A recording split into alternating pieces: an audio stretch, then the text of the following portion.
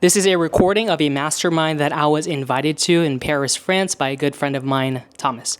I talk about $87 million of ad spend, Instagram and Facebook. I showcase around several accounts live in terms of how much they're spending, $300,000 to $600,000 per month on ads, and what's their performance. I talk about what's working and not working in terms of their creatives, their messaging, their funnel, their CRO, and all of the good stuff like scaling strategies as well in terms of what's specifically working. In terms of the demo of this room, these are people or business owners that are at $50,000 per month that want to get to their first $250,000 months.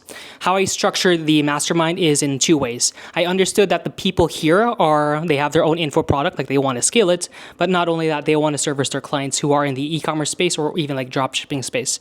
So I kind of did a hybrid approach when I crafted this, the presentation here, just to make sure I can give value in both ways. Anyways, if you're at $50,000 per month and then you want to scale to $250,000 per month, this recording is for you. Anyways, much love and enjoy. Bye, guys. All right, guys. This is John from LA, living in Tokyo. He will introduce himself in a bit. But we met a couple years ago, and this guy is a genius. Like when I say this guy's a genius, he actually is. He's like the ad wizard, but above all, he's like a really good person. Like imagine you're such good friends, this guy just flew over from Tokyo all the way to just be in Paris for this event. So that's like, that's crazy. And what's even more crazy is that this guy spent more than $80 million on ads. And he will share his secrets in a bit. So John, stage is yours, man. Amazing, guys. Pleasure to be here. All right. So $87 million. What does that mean? That means $87 million of data that I can share with you guys. It's not just ad spend. It's data. So $87 million e-commerce scaling blueprint. This is specifically for people at $50K per month that want to get to $250K per month. People that are at $250K per month that want to get to $1 million per month. And those are not arbitrary numbers. Those are the case studies and the strategies I've used for specific ad accounts, which I'll show right now. So we'll talk about intro. So who the hell am I and possibilities. So who am I? My name is Gian Espino. I'm 25 years old. I've been in the advertising space for 6 years. When I first started in this space, I had zero expertise. I had zero knowledge. I first started working for free for ad accounts, as everybody is. I started with an ad account at $1,000 per month, working for free. But I knew I could leverage that case study to a $5,000 a month account, then to a $10,000, then a $50,000. Then I got my big lucky break, where I was working with Miracle Brand and Javi Coffee. You've probably seen our ads, spending $300,000, $600,000 per month. And that enabled me to work with Amazon.com for their small account, which is $17 million, which is, for them, small. For me, it was pretty big. Then from there, got connected with Sander Stage. So it's Thomas and I's like mutual friend, where I was in his high program course, showcasing my $10 million ad account live. And we met in Tuscany, in Italy. And that's how I got connected with Thomas. And then I've been running ads for Jordan Platine for his e-commerce agency, but also running ads for his business so we can get clients. Was working with Kai Bax and running his client ad accounts, so you've probably seen him on YouTube. And more recently, managing the ads of Serge Guattari and overseeing hundreds of ad accounts in this space. So not only e-commerce, but just everything as a whole. So that's who I am. So some case studies here. On the left-hand side, you'll see that this is October. You'll see this is November. 150,000 to 400,000. But what the picture doesn't show you, it's a 248% increase from 1 month before October. So it's around 60,000 to 150 to 400,000. So this is a range for people who are at $50,000, $60,000 per month, and how to get to $400,000 per month in 2 months from now. Because in 3 months from now, it's going to be Black Friday, Cyber Monday. Q4, Q5. Probably one of the most important months for everybody here. So the strategies will be related to that. Not only that, guys. For the case studies, let's say you're spending a bit more money on ads. £100,000 to 745. That's on Triple Whale, by the way, at a 4x ROAS. So if you're spending a bit more money, we can help double the ROAS within a month's time at a 4x ROAS. And the strategy is in the presentation is going to showcase how. Not only that, if you check the date here, June 24th, this is recent. All the strategies here is in the last 90 days. You see a 10x ROAS. This is on the dashboard. We see the date. Also, my name is here as well. But it's possible. You can have crazy-ass ROASes like this for the last 90 days, 2025. And I was speaking to a lot of people here. Some people have clothing brands. One example here, it's a clothing brand. So that ROAS, you can see that. Spent $500,000, 552,000, generated $5.8 million. And that was last month. All right, another one. Top right, my name. On the left side, $32 million, a 5.3,000% increase. Another one, Javi Coffee, have my name, $37 million. So we back then we spent a low amount for Javi, around $300,000 specifically on Meta. Now they're pushing around like $1.2 million per month, and sometimes $100,000 per day, $3 million bucks. But when I was working with them, spent $300K per month, revenue $1.85 million per month, timeline 20 months, from 0 all the way up to $37.8 million bucks. Okay, so one of the most important things that we have to talk about in 2025 is going to be creative strategy. Later down the line, later in the presentation, we'll talk about specifically paid ads, of how I really scaled up aggressively for these case studies and these brands. But the most important thing in 2025 is actually less about the ad account itself, but it's really what you do before the ad account, which is creative strategy, CRO. Later during lunch or dinner, I want you guys to come up to me and we'll talk about AOV and LTV and stuff like that. That's not in the presentation. And also more about CRO. But one of the most important things is creative strategy. So some of the topics that we'll talk about for creatives is going to be why creative strategy matters. When it comes to launching any images or random videos, that strategy would work in 2014, 2016. You'll probably get a crazy ROAS, but if you try doing that strategy, it'll probably work for a few days. But if you want consistency where you can build month over month in terms of net profit and actually get crazy, crazy results like what we saw earlier from 60,000, 150, 400,000, from 300,000 to 700,000 in the last few months, or even a 10x ROAS spending $500,000 to $5 million. This is the key levers. Number 2 is key metrics for growth. This is very, very important. I want you to take notes for number 2, because when it comes to creatives, it's not all about CPM, CTR, CPCs. That is the basics, and I'll give you an example why, and what are the metrics that really move the needle. Number 3, the power of 3. Number 4, what's working in 2025. And number 5, creative volume formula. This is specifically if you want to scale. Yes, it's nice to make $100,000, but I want you guys to make $100,000 per month net. And when it comes to scaling, you need to spend more money. You need to make more money. But in order to spend more and to grow more, you need that infrastructure in terms of creatives, of how many creatives you need on a monthly basis to actually sustain $100,000 per month net. And then we'll talk about creative naming convention. This is very important, especially if you want to scale. Number 7 is a hack that I've recently used in the past few months. It's a TikTok shop creative hack. And number 8 is creative tracking ecosystem. So this is for the creative part, then we'll go to paid ads parts towards the end of the presentation. So let's get started. So why does creative strategy matter?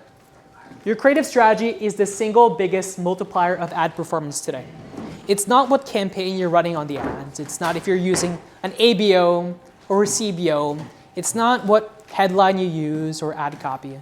It's really the creative itself. In 2025, it's less about audience targeting. what lookalike you're using on the ads, what interest you're using, what age segmentation it is. In 2025, you have to understand the audience, the messaging, it's being targeted less of what you do on the ad account, but more of what you do on the creative. I'll give you an example. If you have an image of a guy, you'll get more guys that are purchasing your products. That is what the targeting is looking like in 2025. So why does creative matter? So revenue, you have to think about it in this way, is directly correlated with volume of performing creatives. If you have a low ROAS, like an ROI, say it's at a 1, 1.5, sub 2s, creative fixes that. If you have a low revenue due to ads, creative fixes that. High-performing creatives in volume, let's say you have 10 winning creatives that are making you a lot of money. Higher ROAS plus consistency. But imagine if you can get winning creatives every single month. That is what causes the consistency to scale and build upon month over month. So creatives, you have to think about it, is the lifeblood of revenue of a business. It's not only about cash. You can have a lot of money, but if you have shit creatives, it's going to be unprofitable. Money, like how much you're spending, could be the lifeblood of your business. But imagine if you think a different way, where creative is the lifeblood of your business. You can spend all the money you want. If your creatives are bad, you'll probably get $1 in, $2 out. But if you focus on the creatives as the lifeblood, you'll put $1 in, you get $4 out, $10 out, as the case studies I showed from the previous months. More creatives tested equates to more winning ads. More winning ads lowers the cost per acquisition. And if you have a lower cost per acquisition across the board, it means you get a higher ROAS. If you get a higher ROAS, higher revenue. All right, so what are the key metrics for growth? First of all, you can't scale what you don't measure. If you're just going in blindly for an ad account, looking at ROAS, you're fucked. You're going to lose the money the next week. So these are the creative metrics that actually move the needle. If you want to get to 50 to 250K per month, if you want to get to 250, $2 million per month. So everybody knows CPC, CTR, CPM. However, you have to understand those are outcomes. You need to understand what happens beforehand on why it happened, not that it happened. If you have a high CPM, doesn't matter. You got to figure out why it's a high CPM. So there are two main core metrics that we look at for scaling big brands. So even if you're at 50K per month or less than 50K per month, which are hook rate, which is synonymous with thumb stock ratio, and hold rates. So hook rate, here's a breakdown. It's the percentage of people who stop scrolling within the first 1 to 3 seconds of a video ad. So let's say you're scrolling through your Instagram, you scroll through ad and ad and ad. What's the percentage of people that actually stop? That's very important because if they don't stop, they're not going to watch, they're not going to consume your content. They're not going to watch it. They're not going to trust you. So what's the equation? The equation for hook rates equates to 3-second video views divided by impressions times 100. Another one that is very important is hold rate, which is retention. So what's the percentage of people that actually see your ad and watch the ad through completion? So it's a percentage of viewers who watch your video from the hook to a specific timestamp. So the equation for hold rate is 15-second video views divided by 3-second video views times 100. You have to understand these two core metrics. Higher hook rate and higher hold rates equates to better creative performance. Better creative performance means better ad performance, which means higher ROASs, lower cost per acquisitions, which means more revenue. All right, now let's talk about the third one, which is retention, which is called video views. On your ad accounts, on the column section, you can select the video views.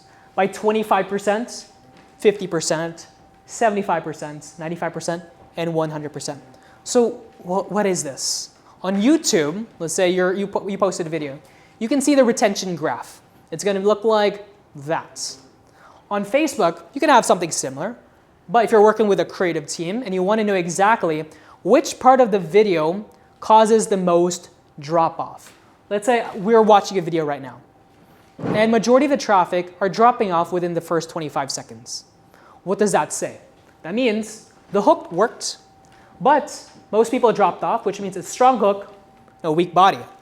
So based on this metric alone that you put on the ads manager, you can go to the creative team and say, it's like, hey guys, the hook is really good, but the body is shit. We have to rewrite the body. Let's re-script it. And from there, that's already one solution to create better ads. If you can fix your losing ads, you'll make more money. 50 seconds. If people are watching 50 seconds, but are dropping off, like they paused it, they're scrolling through something else, it means the messaging is landing, the midsection is engaging, but it just needs to be slightly optimized to get them through the end of the line. 75%, they're considering, they're slightly warmer. They watch 75% of the video. 95%, they watch almost 100% of the video, they're decision-ready eyeballs. And 100%, you have to study these people. You have to study this ad. If there is a very low drop-off and they watch it through completion, this is the most qualified video. And you gotta relay this to your creative team or your creative director or whoever is creating your videos. Of like, hey, this is a winning video. This is the reason why. Let's create more of these winning videos. All right, so now let's talk about the power of 3.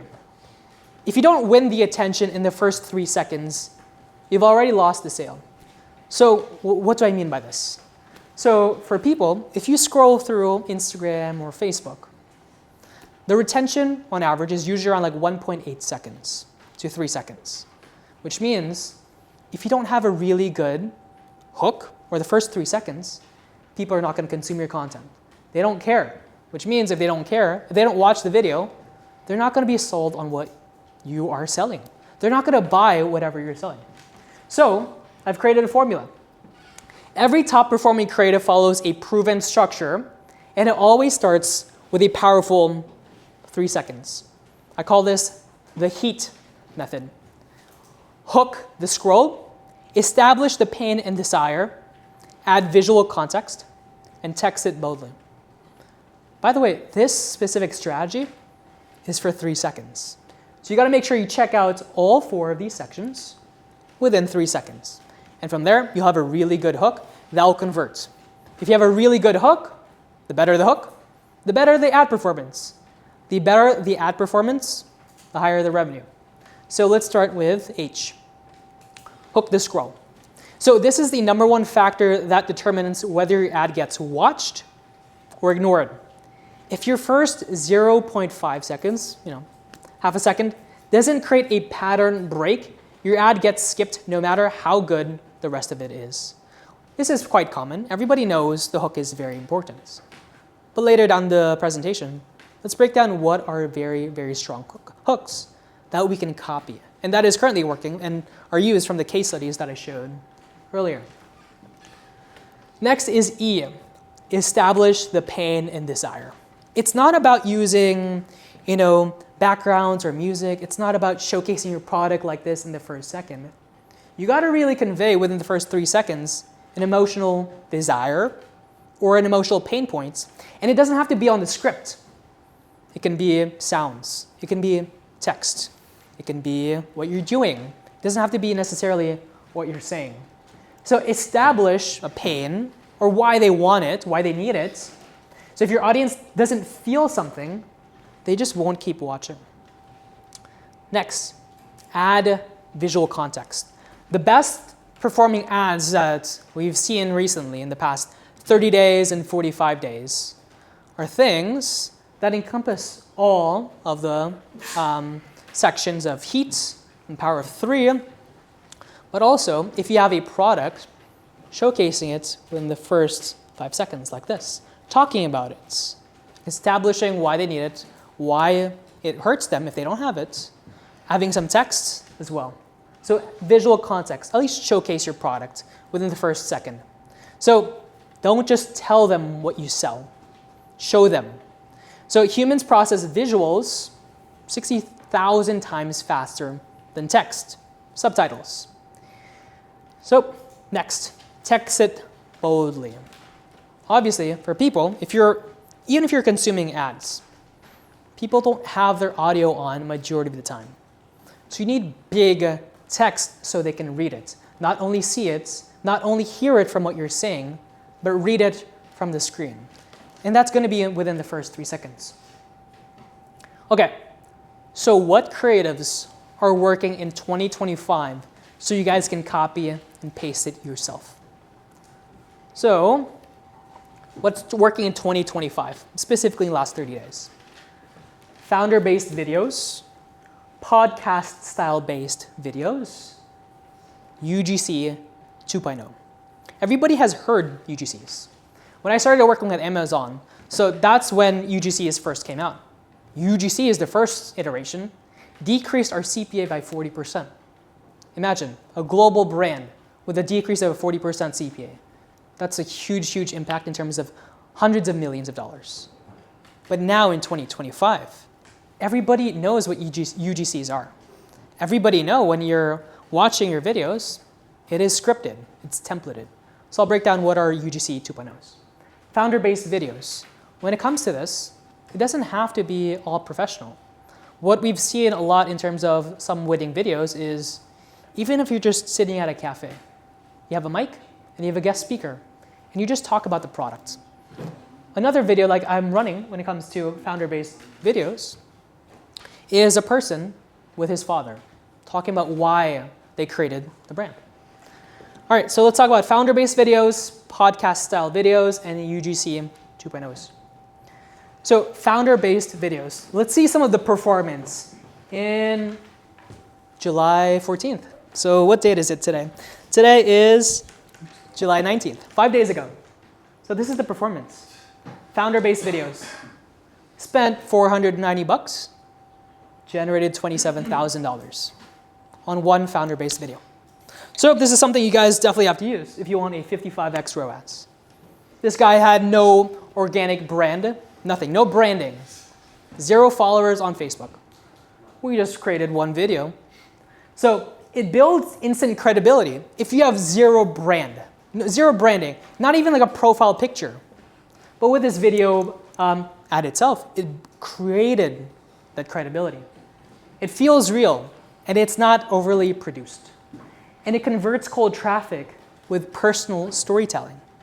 They didn't even show the product till 10 seconds in. And I mentioned in the beginning, where you always have to show the product within the first 3 seconds. But this founder-based ad, it was talking about why they created the product. Then they showcased the product later to increase retention. So that's a 55.91x ROAS. Now let's talk about podcast-style based ads. So this was July 15th, a few days ago. Spent $19,000, generated $257,000, a 12.9x ROAS. So podcast-style based ads. Even if it's 30 seconds long, 60 seconds long. Actually, the shorter, the better. You just need 2 speakers, 2 mics. Doesn't have to be professional. You just talk about the product. You ask a question. Each video, let's say for a podcast, you guys watch them. It's a long video. It's a questions back and forth. One snippet of a question can be a video ad. Like, why did you create this product? Or it can be questions that are FAQs, that are commonly asked through email or the comment section of your ad. You can create a podcast and convert it to a 9x16, and that's going to convert on your ad account, crazily, at a 12x, at a bit of a higher spend. So it leverages perceived authority and credibility by the format. So even if you don't have social brand, no organic following, you can create that reputation through podcast-style ads as well. And it feels like organic content instead of people trying to sell you something, like a UGC.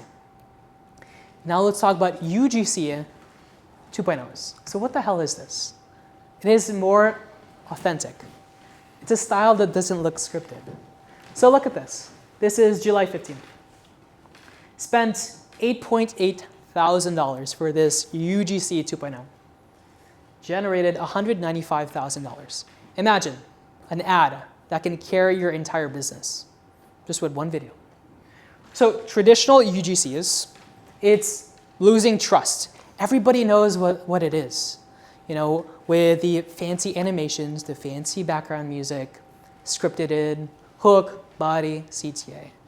And it doesn't feel, there's no ums, there's no likes, there's no mistakes. It's all templated, it's all scripted. What a UGC 2.0 is when you're reaching out to content creators, you don't give them a script. You don't give them a teleprompter, a word-by-word format.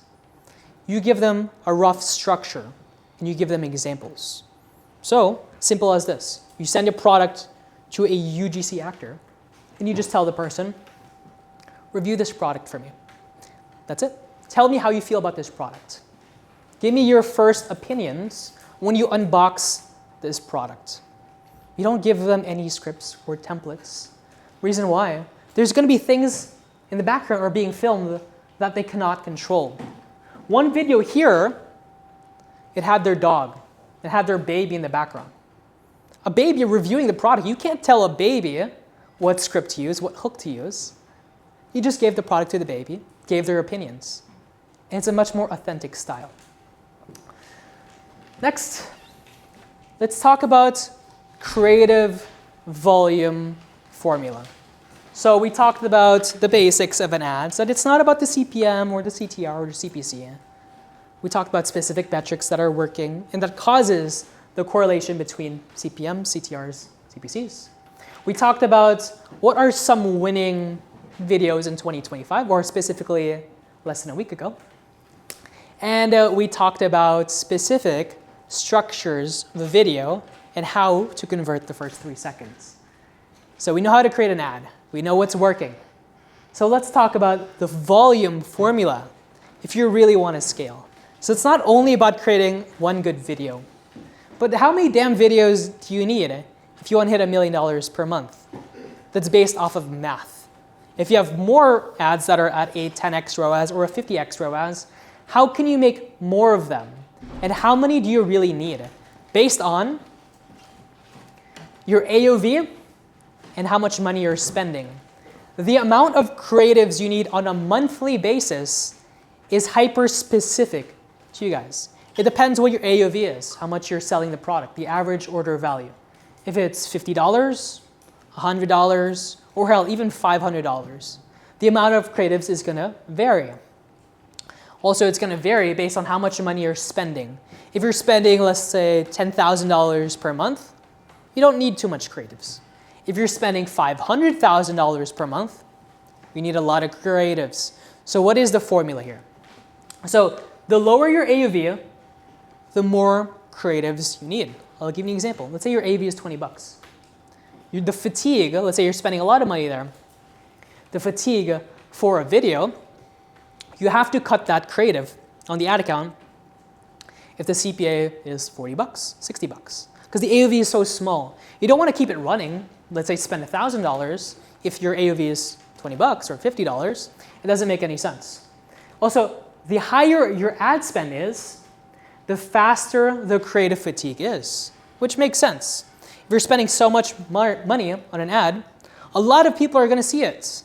You're expanding the audience size. Let's say you're in a small demo, a single country in Europe.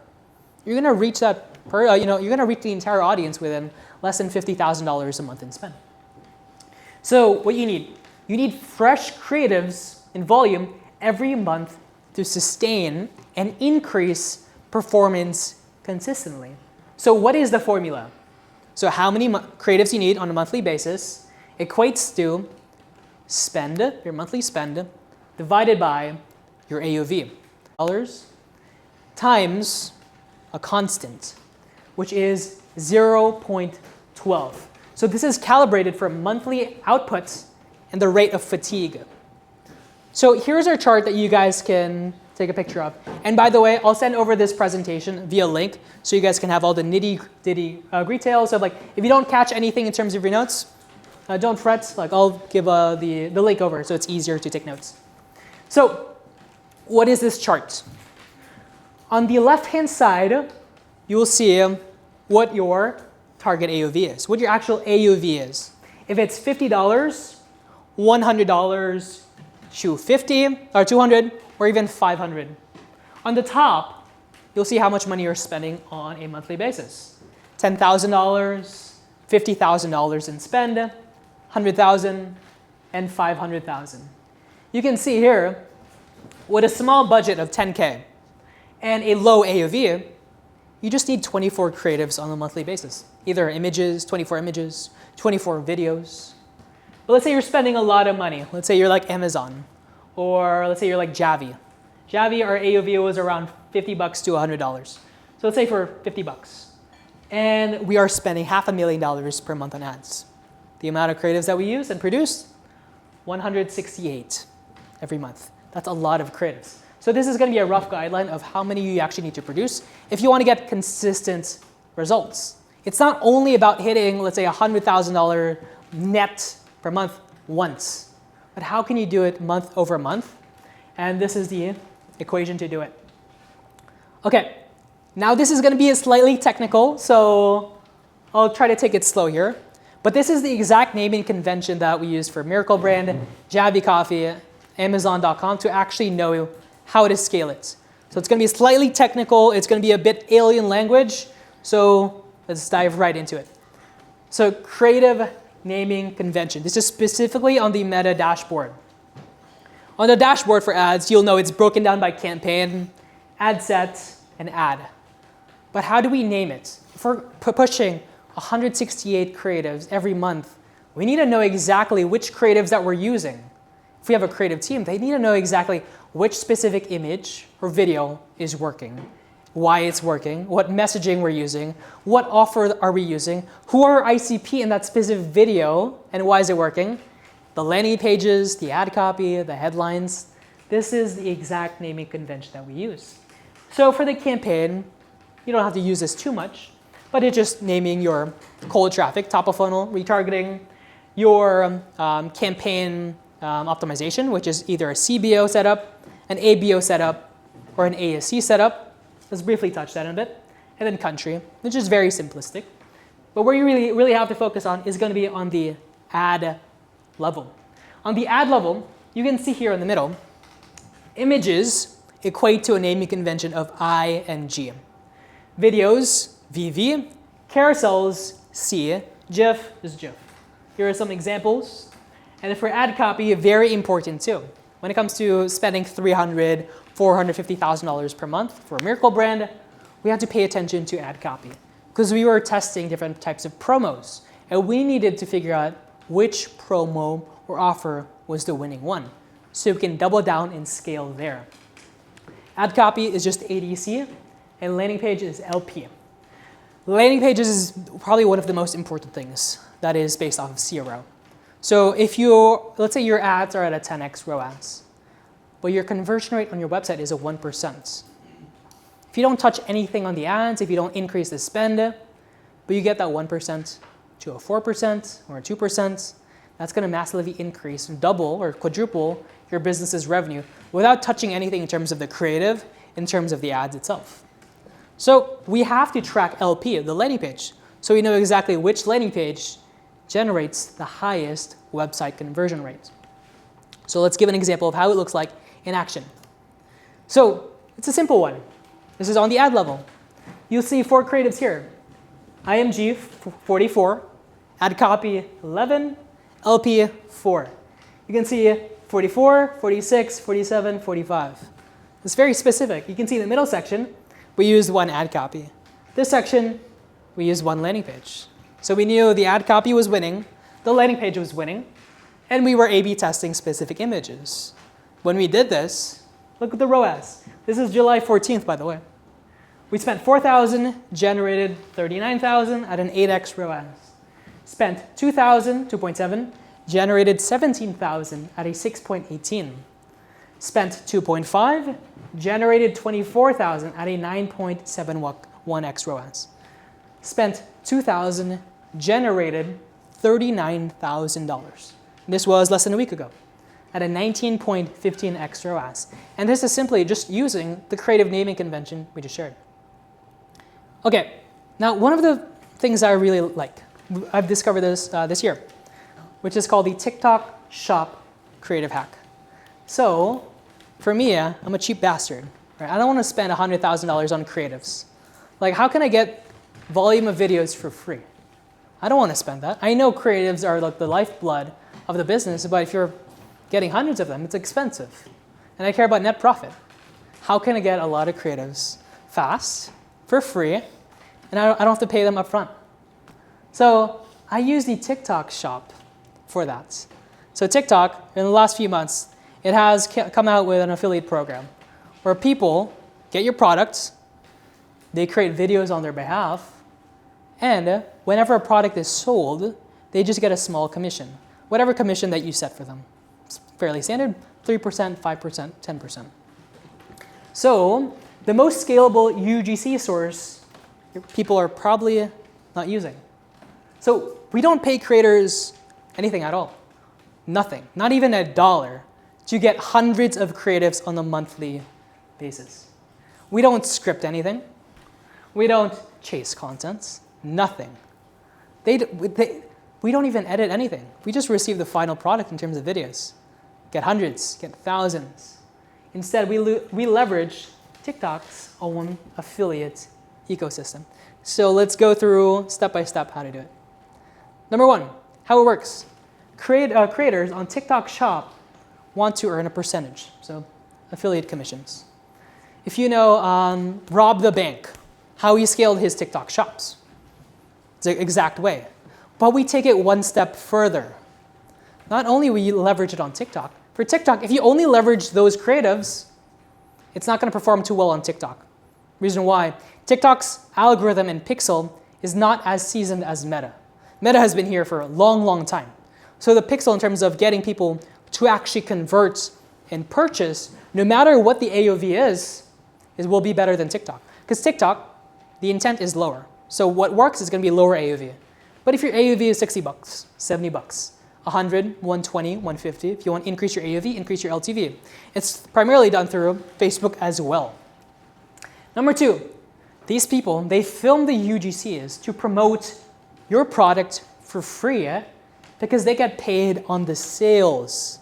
That's why Rob the Bank, when it comes to the percent, how much money he's spending on creatives, it's very, very minimal. And his margins are very, very high because now he doesn't have to spend $100 on a video, $200 on a video. Now it's free. Also, you can repurpose the videos and run them as ads on Meta, maybe ads on Google as well, and also ads on TikTok or even Snapchat or Criteo. Depends what platform. Also, you only pay when a sale happens via the affiliate percentage that you set. So why is this a game changer? So traditional UGCs versus just a TikTok shop hack. Traditional UGCs, this is what we've all been using for the last few years. We get our product, we send it to a creator to film some videos or images for us, but we pay them a lot of money. We usually pay around $150 to $500 per creator. Depends how good they are, how seasoned they are. It's a lot of money, especially if you're dealing with the thousands or hundreds. For the TikTok shop app hack, $0. It's commissions only, and it's very, very normal. It's been happening so many times. Also, for UGCs, you script, you brief, you revise. It's a lot of extra work. If you're trying to scale a team but creatively, you don't need a copywriter, you don't need an editor, you don't need a creative director. You just upload it, and you get dozens of creatives that people want to promote and create videos off of. So now it's unscripted, organic content. And the craziest part in 2025, or in the last week or last 30 days, UGC 2.0. This is one way to get them in volume. And those creatives unlocked the 10x, the 50x ROAS that you saw from the performance from last week. Also, for UGC, it's limited angles per budget. for TikTok shops, it's dozens of videos created for free. Also, for UGC, it's platform specific. For others, it's going to be cross-platform, just TikTok to Meta. So now let's talk about the creative tracking ecosystem. The exact ones used by Amazon.com, Miracle Brand, and Javi Coffee. Also, this tracking sheet, this is also used for brands who are making less than $50,000 per month. The reason why these brands scale up is because they collaborate closely with everybody else in terms of their team. What landing page is working? What angles are working? What content creators are working? Let's say you're getting UGCs or videos from the TikTok shop affiliates, but you want a way to track which creator is making you the most money. We want to track that because we want to focus our attention on that winning creator. Because if we give them free gifts, maybe a bit more money, they'll create better videos, they'll create more videos for us, and we just use those videos for paid ads, and we'll make more money from that person. So this is how the creative tracking ecosystem works. By the way, just message me on Instagram. I'll send you the link for a template of the creative tracker because it's on Google Sheets. I don't think I can kind of like, I'll show you how it looks like. It looks like this. I don't think it would make sense on a deck. Okay, so why do people need it?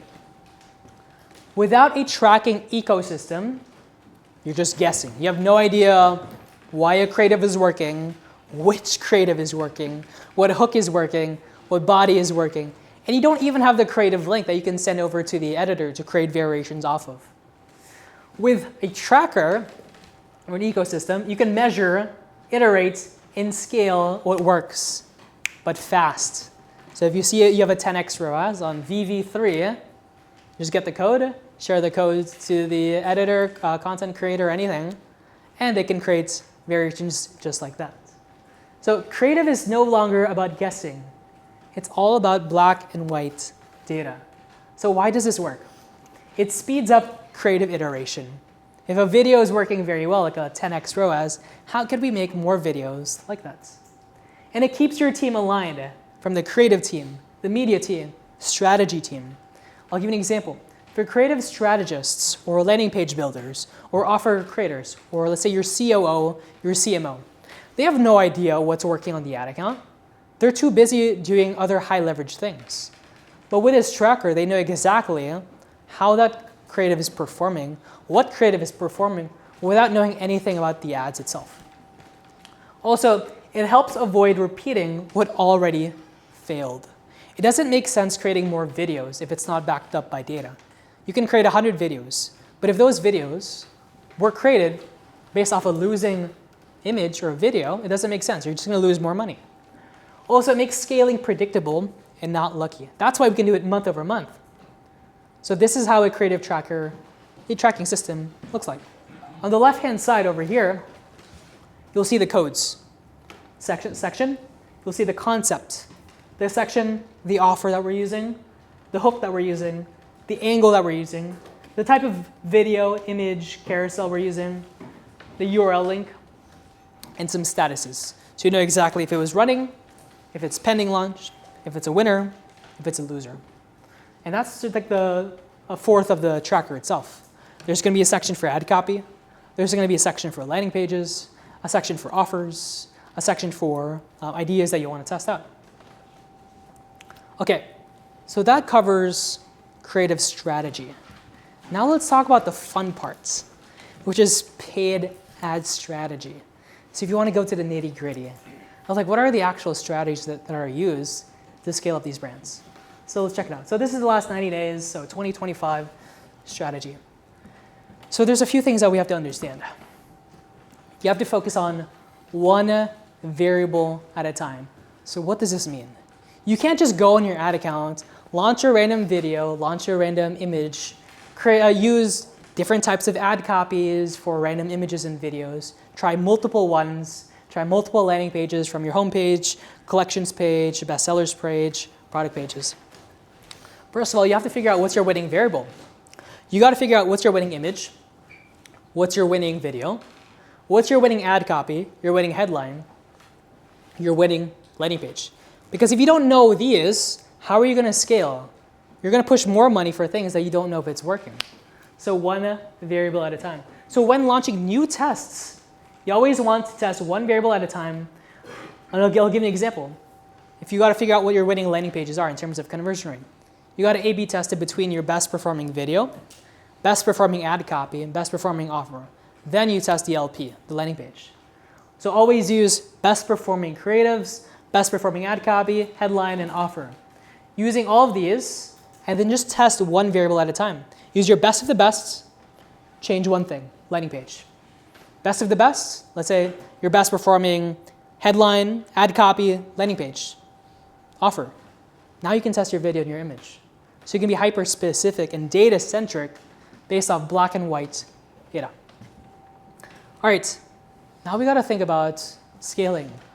Broader is better, and I have the data for that.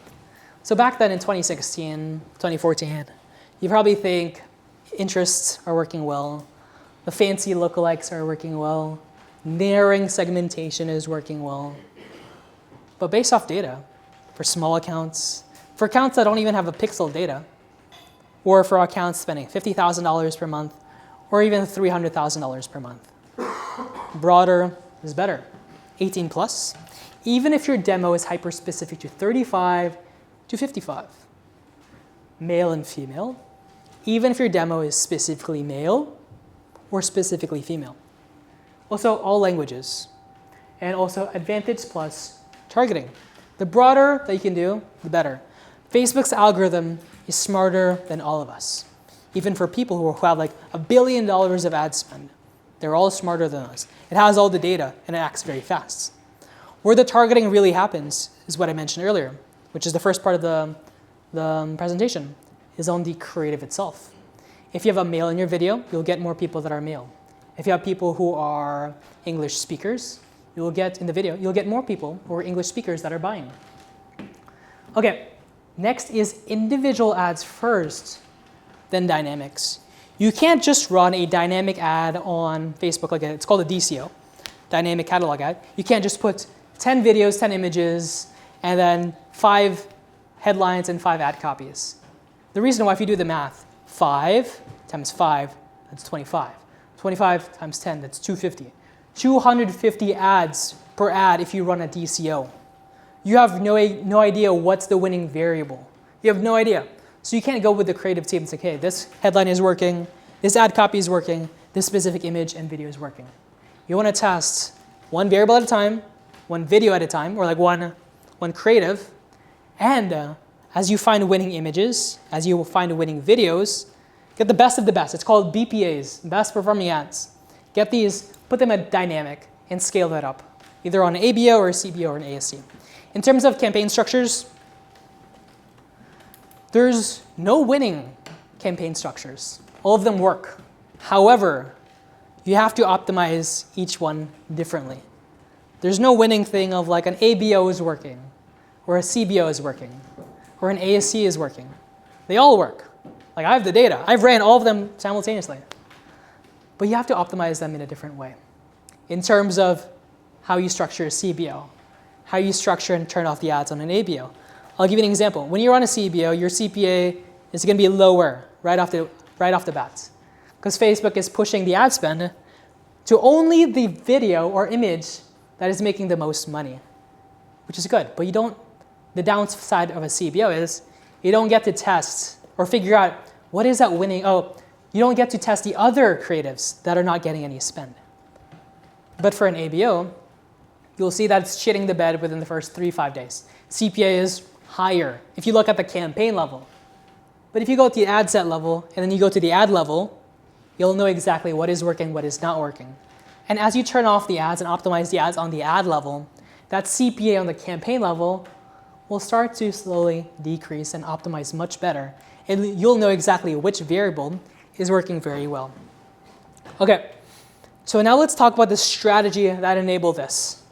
From August at 60,000 to October at 153,000 to November at $400,000. And even for Java Coffee. So what strategy that we used? Spending $300,000, generating $1.85 million per month.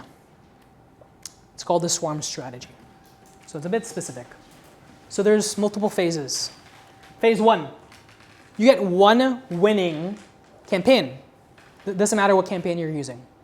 If you're using an ASC, a CBO, or an ABO, just look at your ad account, look at the winning structure that you have. You'll probably have like a winning ad set, and you'll probably have 3 to 5 ads per ad set. In terms of spend, this is arbitrary because everybody's running different spends. But let's say for this specific, bigger account, you're spending $300 per day. So extract that winning campaign, extract those winning ads, those winning ad sets. Just look at it. You don't have to do anything yet. Number 2, you duplicate the winning campaign by 10x. Well, when you duplicate it, remove all the other losing ads, remove all the losing ad sets. Duplicate it by 10x. 10 is a lot. If you're scaling from $300 to $3,000 a day, that's a lot of money. But this is only for the best of the best. Best campaign, best ad set, best ad.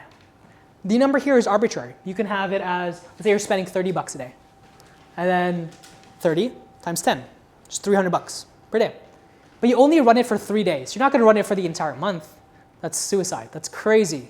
You just want to do this so you can figure out, you can give the data so fast and get the campaign to actually get some spend, get some purchases, and then you'll know what's working. So 3 days. So give it 3 days, run 10 campaigns. Swarm strategy. Next is, out of those 10 campaigns, not all of them is going to work. Most of them are going to shit the bed. So roughly 70%. That's why it's 3 days. You have to risk those 3 days. You got to make sure, like, okay, within these 3 days, when I scale up here, I'm going to be unprofitable for a bit. But after the 3 days, you will find 3 extra winning campaigns. So not that you only have 1, but you have 3 times the amount. 3 extra campaigns. Now you're spending more money. You found the winners that are producing the lowest CPA, the highest ROAS. So now you just triple the spend, and you have triple the winners, which will help with longevity. So now you have, out of the 10, you have 3 campaigns remaining. 3 times 300, $900 a day. But we don't stop there. Phase number 4. We increase those 3 campaigns by 50%. So from $900 a day to 1.35 per day. And phase 5 is, out of the 3 winning campaigns, duplicate the best performing campaign out of the 3 and 10x it again.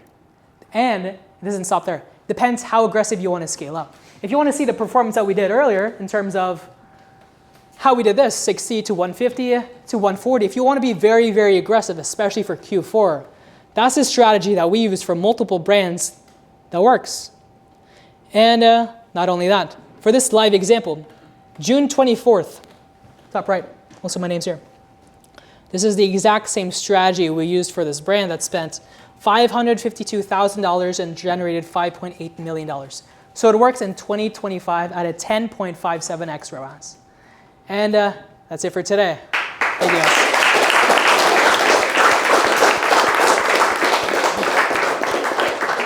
Amazing.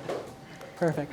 So I have my Instagram here. I'll send over the specific link of this presentation. So if you didn't take any notes, that's fine. You can just copy and paste this. If you need the creative tracking sheet as well, I'll create a duplicate of it so I can send it over to you guys as well, so you guys can use it for your business. But yeah. Crushed it, man. Amazing. Crushed it, bro. Let's do a little Q&A. Let's do it. Guys, how valuable was this? Like, it was crazy, right? Right, maybe some of you guys have some questions for John regarding everything he told, or maybe how to apply it to your own business right now. As he said, like during lunch, he always wanna help you. So yeah, if there are any questions, we can do a couple questions. Kiki, hoe lang wil?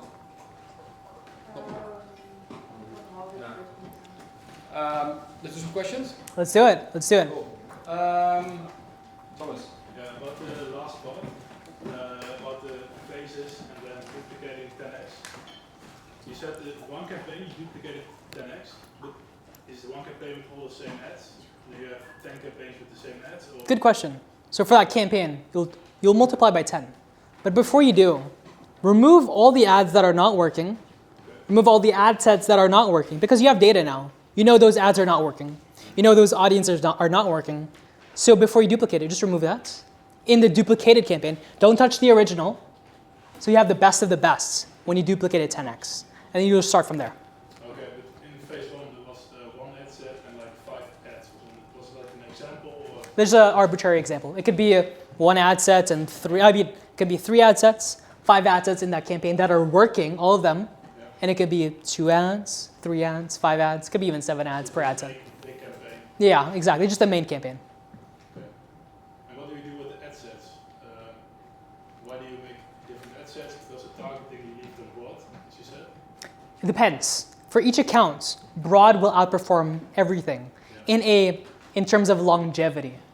But in terms of interests and lookalikes, it's always best to test for specific ad accounts. Because let's say you have always been running interest for your account and it's been crushing. Let's say that one time you tried broad, it just shits the bed. Then we know for guaranteed based on black and white data, it's not working for you. So test out interest, test out lookalikes. Because when it comes to these learnings, these are hyper-specific. This is the learnings off of big data, like a lot of ad accounts. But we gotta be hyper-specific. Like you can't just take one thing here and like, okay, it's automatically gonna work for me. That's why I mentioned there's no winning campaign, right? I've ran a lot of accounts. ABOs work, CBOs work, ASCs work as well. Yeah. Good. Thank you. Anybody else? Any more? Yes. How can you use founder-based videos for fashion dropshipping? Amazing. Great thing. So you just grab the video, ship it to yourself, and then just sit down, like on a couch or anywhere, film the camera behind the video, and just talk about why you created the product. Yeah, or you can use someone else Yes. as a founder. So Exactly. if you don't feel like founder ads work incredibly well, as John said, but if you don't feel comfortable while like showing your own face, and you can just find someone that wants to do it. And what works the best if it's someone who's really passionate about it. So it needs to feel like a real founder, you know what I mean? So if you're having like a sportswear brand and it's someone who has obesity, it's not going to work. You know, someone needs to be connected to the brand super well. So I think that's a good thing to do for sure. Like you can find those people on Fiverr, other platforms, and they're willing to do that because for you it's so valuable. Like you've seen the ROAS, and to spend like a couple $100 and be like, hey, let's do it for the first month, and once it's good, you can become our face of the company for the upcoming months. You have someone that can create ads, and yeah, you can scale forever. Yes. Really good question. And not only that, so this is going to relate to founder base, but podcast style videos too. Let's say you don't have a friend. Let's say you don't have a professional camera, or you don't even have 2 mics, or even a mic. So we did this recently, I think like 2 weeks ago. So we had one client where they didn't have another person, or another camera, another mic. We just hired someone from Fiverr who's a bit more refined, a bit older. He had his own professional setup in terms of his camera. And he didn't even have to be in person. We just grabbed the clip. We just told him, answer these specific questions. We weren't even in the interview with him itself. He was just answering these questions. Then we filmed ourselves, or the client's end. He filmed himself and his co-founder, just asking the questions. So it looks like a podcast style video. But we were just getting the answers from someone from Fiverr, but we edited it in a way that it looks like a looks like a podcast style video. So that's one hack too. Yeah. Yeah, can I elaborate on that Yeah. real quick? So as you guys see what John is doing, like he's giving you a lot of ideas. And maybe we're like, hey, how can I implement this for my own business? Right? Because I'm just doing image ads, I'm just doing this, and I don't see competition doing this stuff. Right? But that's exactly the reason why you should do it. You know, like this is sauce. Like they won't teach you this. They won't teach you this on like YouTube or like a funny video you see online. So what's the worst thing that can happen if you try some stuff like this? Like what will happen? You will learn, you will grow, and potentially make a lot of money. So I think like one thing I really appreciate from John is like he thinks outside of the box so much. And I see we as, I fucking hate the word, but I'm going to say it, dropshippers. We think so small because we're in that rabbit hole of like, oh, we need to test different products and launching those ads and images. But imagine if you're creative. Like there's one sentence from Grant Cardone that really sticks with me, and it's like, choose a weak market and dominate. Choose a weak market and dominate. Most dropshippers are stupid. they're fucking stupid. Like they don't do these cool things. Like they just think inside the box. But there's a lot of money to be made. You guys have already seen it. Like some of you guys are already doing like hundreds of thousands a month with basic marketing, right? Imagine what will happen if you apply some of these strategies, right? So you need to think outside of the box. And that's something, yeah, you killed, man. Thanks. Also, to expand off of that, in terms of like, let's say product selection. For me, I take on a lot of ad accounts, a lot of products, a lot of niches. I'm not picky when I work with my clients of like, you need to use this specific product or like this one's killing it. I use anything, even if they're shitting the bed in terms of ads. But these levers in terms of creative, I can take any product. Doesn't matter how niche it is, how saturated it is. And imagine Javi, hyper saturated. We took it from 0, 32, 37 million, crazy. Just by creatives itself. So that's how you differentiate with other people, is on the creatives. Even if it's like, let's say, a saturated product. For me, I don't tell my clients of like, hey, that product is too saturated, I can't take you on. No, you have to think outside the box to market it differently. Yeah. Hopefully it helps. Because like you've been in the game for years. Yep. You still see like the same products being sold over and over again. Like the same products that were sold like 5 years ago and now, but the only difference is like marketing. The only difference is marketing, really. Any other questions? Yep. How do we know if a product or a campaign is profitable enough to start using, for example, UGC 2.0? Very good, very good. I think it's just through day one and what's your like current spend or how aggressive you are in terms of getting risk. To try out UGC 2.0, you just need one video. So even if you're making less than $10,000 per month in terms of a store, and let's say you have a few winning ads already, winning ads in terms of like net profit, like you're making net, which is good. You can just try one video. That's all it takes. You don't have to be at $50,000 or $100,000 net to try it out. Just try it with one and you'll be good. Yeah. All right. Yes.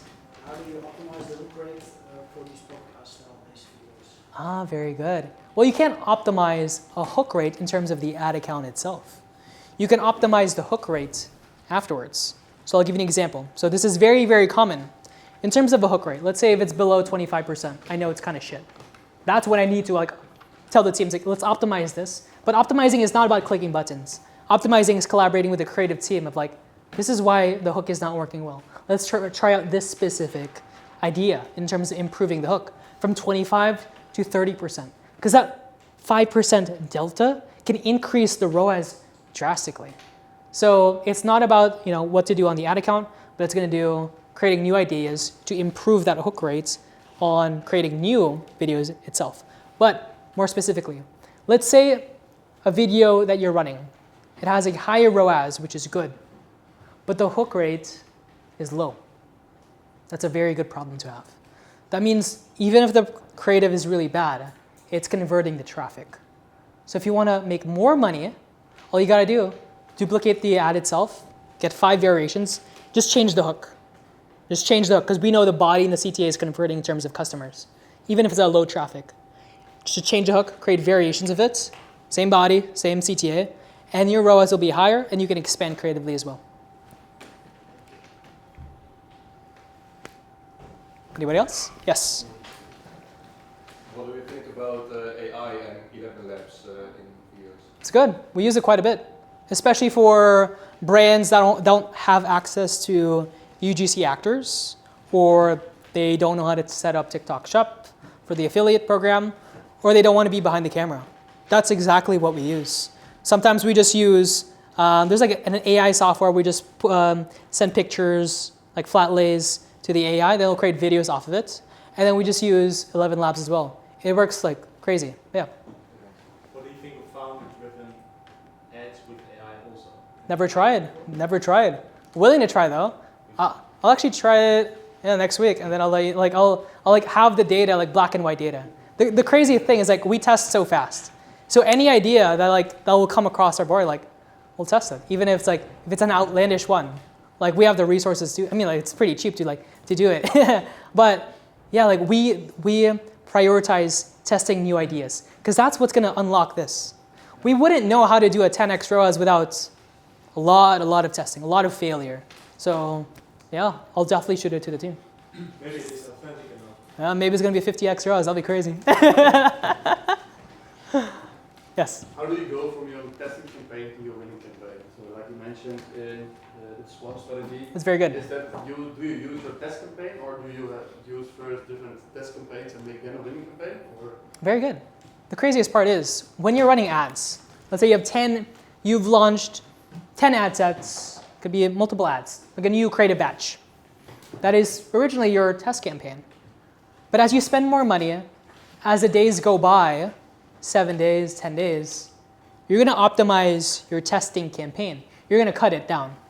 You're going to remove the losing ads, losing the ad sets. And eventually, that's going to be your winning campaign. This is something like I didn't really find on YouTube or anything else. Like I had to find like through my trial and error, where the winning campaign is going to be your creative testing campaign at a longer period of time. So from there, in terms of a lot of spend, we've noticed that majority of the spend is going to be for that creative testing campaign. But to answer your question specifically, as it gets multiple purchases, or let's say you're averaging 5 purchases per ad, but this creative gets 10 purchases. Let's say the average CPA is $50.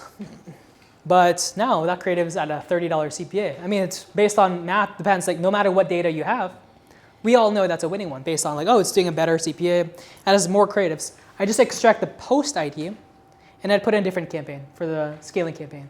Post ID, I'm not sure if you guys know this, but it's very, very important. Just click on the ad level, click on share for like Facebook posts with comments, go to the URL, get the string of numbers. From there, just extract it running as an ad. So you can leverage the low CPMs, the CTR, CPCs, hook rates, hold rates, keep all the likes, the comments, and all that right off the bat. So that's when you want to try to scale it up. Yeah. And how do you then test? So you have a winning campaign, then you will test probably new ads. Will you always add them, or is it also possible to make multiple winning campaigns for one product? Because there's also a problem that I often see online is that some people say, no, you always look at one winning campaign. So you cannot scale too many campaigns with the same product. Some people say, okay, it doesn't matter. What's your opinion about that? No, I think it's just all preference. Some people like simplicity. Even for like big brands, let's say you're spending $100,000, $300,000 per month. I've seen accounts where they only have 1 campaign, 2 campaigns. At that spend, that's crazy. That's a lot of spend. But it's all preference. Some accounts, like let's say for Amazon, we would have a campaign for a specific type of video, a specific type of country. That's a lot of campaigns because it's worldwide. Like that's a lot. So it was like dozens and dozens and dozens. So it's just all account preference. Okay. Any other questions? Yeah, I have a question. Yes. Which I think can be quite valuable for everyone of you. So most of the members here are testing out with image ads. They see certain fashion, for example, is performing well. Yes. When would you say it's a good idea to jump into video ads? Very, very good question. For us, we test initially with images. Images have the fastest turnaround time. We can produce them in volume way more than we can create videos. Images are the prerequisite before you even start or touch the videos. Let's say you test 10 images, and each image has a different headline, a hook, a character, or like a product color or background color. We analyze those 10 creatives, find the winning ones, let's say 3 winning ones, 7, and 7 are like terrible. We just write down some notes. Like, hey, this is good because it has this color, we use this type of creative, we use this type of headline, sub-headline.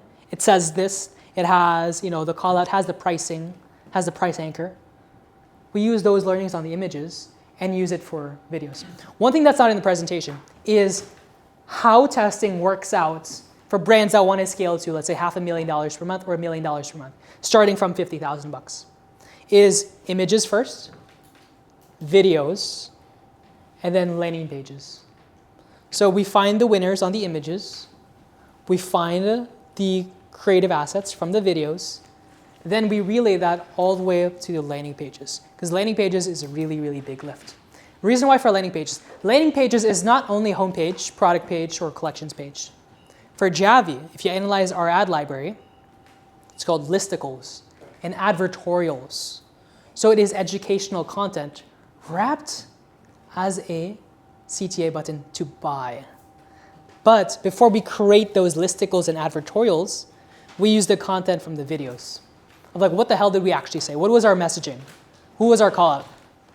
But before the videos, we use it from the images. So that's how we do testing. So let's say out of 100 images we've tested, we find 10 videos. Out of the 10 videos that we test, we find 3 winning videos. Out of those 3 winning videos, we relay it to the creative team, the landing page team, so they can create out the advertorials and listicles for us. Hopefully it helps. Yes? You said everything is about data. Yes. But is it then also smarter to start with a higher budget when testing? Because then